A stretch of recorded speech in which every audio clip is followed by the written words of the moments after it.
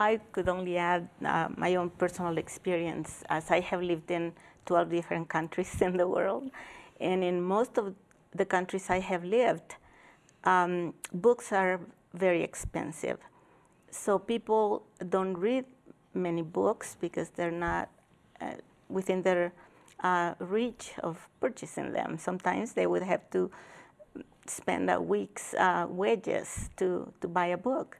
So they just read the Leona and magazines that come by or newspapers. So they don't have access to history books from the church. And our resources that are available in other languages are very limited. So the sisters are not very familiar with the inspired divine beginnings of the Relief Society.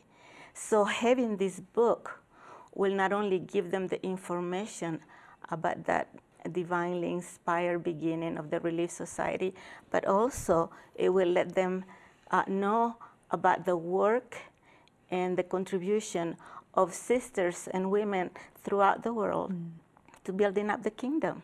And they will see themselves as builders of the kingdom. I am doing that, or I have done this. I am building the kingdom.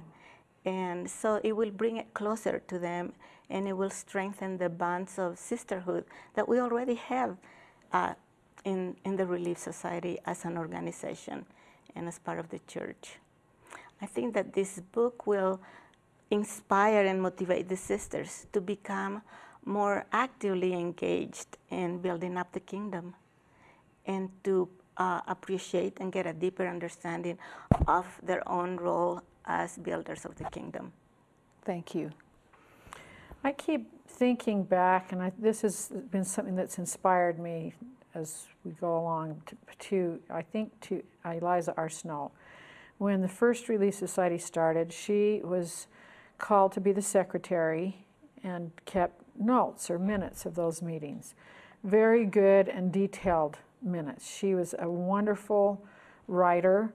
She was educated and was gifted in being able to put down quickly what was said. I don't know if she wrote on a rough copy and later copied into that minute book that she had, but her handwriting was beautiful and the flow of the words was beautiful. Well, and the prophet had told them that those minutes would be the bylaws and constitution of the organization. So she was keeping very careful attention to what the prophet taught and the processes. The patterns and processes and purposes that were recorded in that minute book are still consistent today. They haven't changed. Relief Society is still about helping sisters increase faith in their personal righteousness. If they aren't doing that, they won't make and keep the covenants the Lord wants them to make and keep. It's still about strengthening families and homes, their own and the families and homes around them. It's still about seeking out and helping those who need some kind of relief or help, either spiritual or temporal need. Those purposes haven't changed. So this constitution or bylaws that she talked about are now really available to every sister in this form. And as we worked on this book, I thought over and over again, would Eliza be happy with this? Would Eliza feel like this should be in her minute book? Would this be something that she and the prophet Joseph Smith and those other Relief Society presidencies, starting from Emma Smith and her counselors on down, would they consider this to capture what it was the Lord had asked them to do? Those questions were always in my mind, and I feel that we have it, that this is like the Constitution and bylaws. But now it's not just one book in one woman's hands. Now it is everyone's book in everyone's hands.